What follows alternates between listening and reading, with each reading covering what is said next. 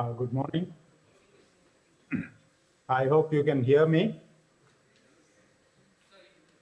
Shri Sanjeev Sanyal, Member of Economic Advisory Council to the Prime Minister.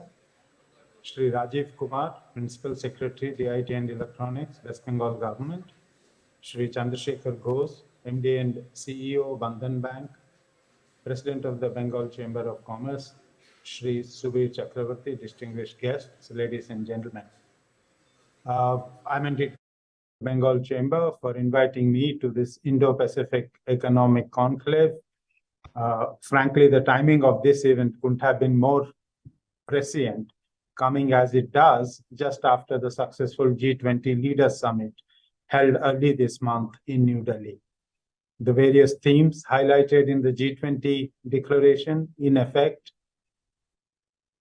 also provide guidance to move India forward on the path of higher economic growth, a theme that this conclave proposes to explore.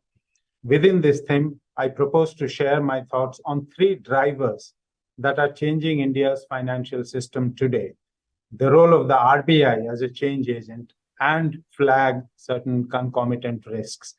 I'm in a sense, I regret that I will not be able to live up to the expectation that was there in the introduction, that I would cover the economy.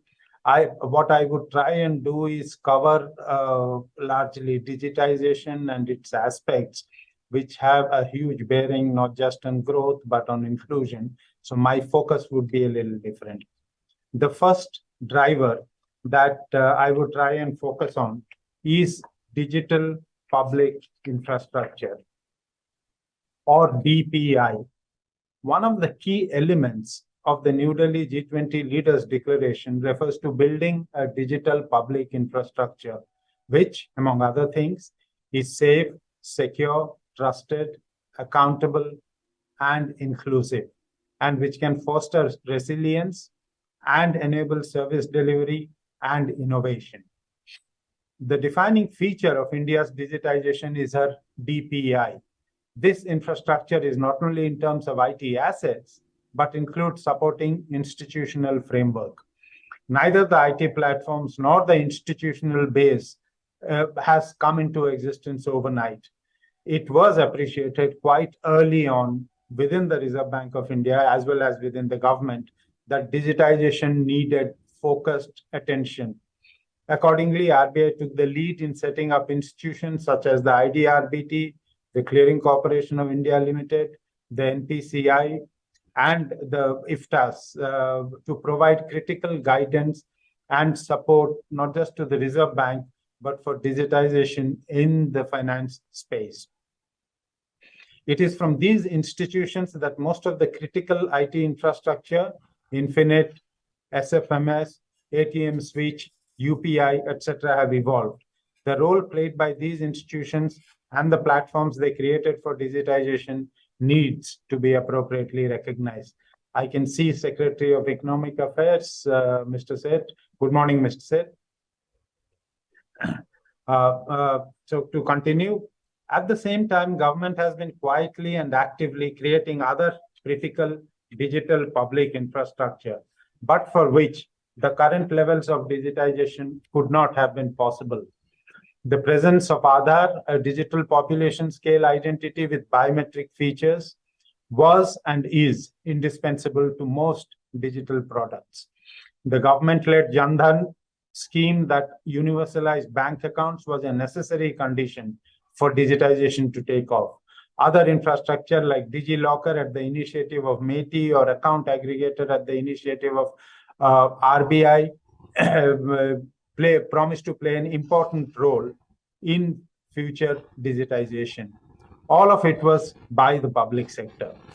The unleashing of the innovative dynamism of India's fintech or startup sector was undoubtedly as pivotal to digital evolution. But that would have been difficult to imagine without open access to the key DPIs. What is important to understand is the symbiotic role of the DPI and the fintech sector. It is possible that DPI can be created in the private sector. However, it is conceivable, and indeed it has been observed in the advanced economies, that network dynamics of modern information technologies can work against the core objectives served by a public infrastructure. The first mover advantages of such technologies allow monopolistic gains or benefits through economies of scale, and from the fact that customers using the network get locked in, finding it too cumbersome or disadvantageous to switch service. This could act as a barrier to innovation, and in the long run, by hurting competition, lead to monopolistic and exploitative pricing. In other words, introducing a profit motive into DPIs has the potential to undermine the innovation economy and customer interest. The second driver I'll focus on is the role of digital payments as a tool of financial inclusion. The second driver shaping up our financial system today is digital payments that drives financial inclusion. By some estimates, India's GDP stood at about 3.4 trillion last year. As is well known, in PPP terms, India is already the world's third largest economy. The Indian economy was set upon a higher growth trajectory with the advent of the 1991 economic reforms. Referring to these reforms, former RBI Governor Dr. Rangarajan had written that the common thread running through the various measures introduced since July 1991 is to improve the efficiency of the system. The theme of efficiency is at the heart of the paradigmatic change that has taken place in India's payment system in the last decade or so. Today, we can immediately spot this efficiency in how funds move around in India, and which in turn has had the greatest impact on enhancing financial inclusion. Essentially, a key objective of all our efforts in boosting the payment system today is ensuring rapid financial inclusion. Let's look at some examples. Let me start off with UPI. Launched in 2016, UPI has emerged as the most popular and payment mode, not just in India, but globally, pioneering person-to-person as well as person-to-merchant transactions in India. More than 78% of the total retail payment transactions in the country is processed on UPI rails. UPI powers linking of multiple bank accounts into a single mobile application of any participating bank or third-party application provider. Its volume has increased from 45 lakh transactions in January 2017 to 1,059 crore transactions in August 2023. The value of UPI transactions has increased from 1,700 crore in January 2017 to 15.76 lakh crore in August 2023. During the same period, the number of merchants onboarded has increased from 5,100 to over 6 crores. Over 35 crore unique users have been onboarded to UPI since inception. While UPI by itself is a powerful tool for financial inclusion, its phenomenal spread has in fact spurred us on to do more. Just like someone once said about data, the more you have, the more you have. Our cumulative learning over the years has provided us with greater insight into UPI's potential and abilities, and various features have been added to UPI from time to time to facilitate financial inclusion.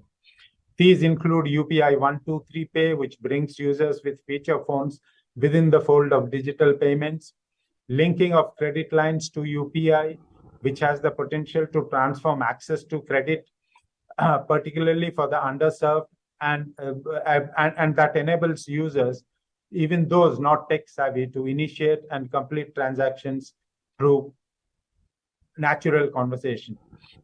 A special word about Aadhaar-enabled payment systems and its role as a financial inclusion tool. AEPS is a bank-led model allowing online interoperable financial transactions at points of sale through business correspondents of any banks using Aadhaar authentication. It is unique. AEPS is unique since it's a payment system that can be availed only through the assistance of BCs, so banking correspondents. Currently, over 39 lakh customer service points, or BCs and their sub-agents, cater to nearly 15 crore monthly unique users, performing 500 crore transactions annually, valued at about 3 lakh crores. The average transaction size is quite small, at 2,500 rupees. AEPS thus enables rural and the underbanked population to be brought into the mainstream of digital payments. While the above-mentioned efforts are mostly geared towards bringing end users or retail banking customers within the ambit of digital payments, it is equally critical to address the challenges faced by the farm sector and its related activities. This is crucial for financial inclusion on a national scale. The RBI Innovation Hub, another institution that RBI has created recently, has developed a public tech platform for frictionless credit, which could significantly speed up the delivery of credit by facilitating seamless flow of required digital information to lenders. The end-to-end digital platform will have an open architecture, open APIs and standards to which all financial sector players can connect seamlessly in a plug-and-play model. The platform is being rolled out as a pilot project in a calibrated fashion, both in terms of access to information providers and use cases. Using the pilot, the platform shall focus on products such as Kisan credit card loans, dairy loans, MSME loans, personal loans, and home loans through participating banks. This platform shall enable linkage with services such as Aadhaar KYC, eKYC, land records from participating state governments, satellite data, PAN validation, Aadhaar e-signing, account aggregators, milk pouring data, house property search data, etc. A few days ago, the Reserve Bank released the annual Financial Inclusion Index for the year ending March 2023. The value of this index for March 2023 stands at 60.1 vis-a-vis 56.4 in March 2022, with growth witnessed across all sub-indices. While there is a lot still left to be done, improvement in this index reflects gradually deepening financial inclusion. The third and final driver, and perhaps whose impact will be felt in the years to come, is the impact of digital payment systems on cross-border payments. As per the World Bank research, global cross-border remittance in 2022 was estimated to be $830 billion. India was the top recipient with $111 billion. According to the World Bank's remittance prices worldwide database, the global average cost of a retail size of global remittance, it takes retail size at $200, was 6.2% in quarter 4 2022. For some countries, this cost can be as high as 8%. Such a high cost in today's context, when data connectivity is so cheap, is simply unconscionable. I believe that given the available technology, the present situation is not sustainable. In February this year, India and Singapore enabled UPI Pay Now linkage that will enable users of the two fast payment systems in either country to make convenient, safe, instant, and cost-effective cross-border transfers using their respective mobile apps. Funds held in bank accounts or e-wallets can be transferred to and from India using just the UPI ID, mobile number, or virtual payment address. This interlinkage also aligns with the G20's financial inclusion priorities of driving faster, cheaper, and more transparent cross-border payments, and will be a significant milestone in the development of infrastructure for cross-border payments between India and Singapore.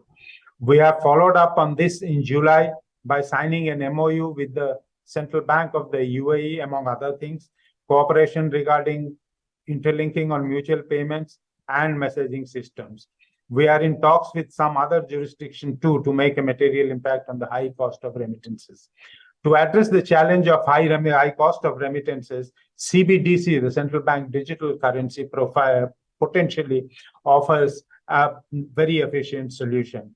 If we come up with a technologically viable solution to link the CBDC systems across countries, it can dramatically bring down cost of cross-border payments by completely bypassing the legacy correspondent banking system. It will require international cooperation and agreement on multiple legal and technological protocols, something which should be quite doable in today's hyper-connected hyper-connected global economy, especially when the welfare gains are substantial. Roy Charles Amara, an American scientist, is reported to have said, we tend to overestimate the impact of technology in the near term and underestimate it over the longer term. Our own experience in the digital payment space bears this out. In 2016, when UPI was launched, no one, certainly not us, had imagined that 7 years down the line, it would be clocking more than 340 million transactions daily. By one estimate, in India today, the number of digital payment accounts for almost 1/3 of global retail transactions, with a huge untapped potential. And given the rapid absorption of technology by both providers of financial services and users alike, this growth of digital payments is going to continue. Before wrapping up, let me highlight some concerns and the need for all stakeholders to be vigilant against threats, both known and unknown. As technology-based financial services become ubiquitous in our financial system and the wider economy. Broadly speaking, there are three sources of risk that immediately come to mind: digital frauds and cyber attacks, risks of private digital currencies to countries like India and other emerging economies, and thirdly, the reliance on specified or single technologies that by entities. As a user of digital payments, it is incumbent on each one of us to exercise necessary care, like protecting our credentials and data. Financial service providers need to guard themselves against cyber attacks by treating them as an existential threat, no less. Regarding private virtual currencies and stable coins, I have elaborated elsewhere. These pose risks of dominance of a few currencies, which will impede the ability of emerging market countries like India to manage their external sector or maintain policy independence. Within the set of private virtual currency, the inherent flaws, vulnerabilities, and risks posed by stable coins outweigh their purported benefits. In fact, all the perceived benefits of stable coins can perhaps be more easily achieved and more responsibly achieved by linking CBDCs or fast payment systems of different jurisdictions. Regarding the third source of risk, which is the reliance on single technologies, financial institutions need to carry out an in-depth analysis of their technology systems and implement effective strategies that protect interest of their customers and shareholders. To sum up, India's experience with digital payment systems has led to desirable outcomes on multiple parameters. An IMF study demonstrates that digital financial payment services have led to an increase in India's financial inclusion. Evidence also suggests that digital financial service can help close gender gaps faster in India. That study also states that greater financial inclusion boosts growth and reduces poverty and inequality. As we aspire to higher economic growth and better living standards for our people, digital payments have emerged as a powerful tool for achieving our goals. Thank you very much.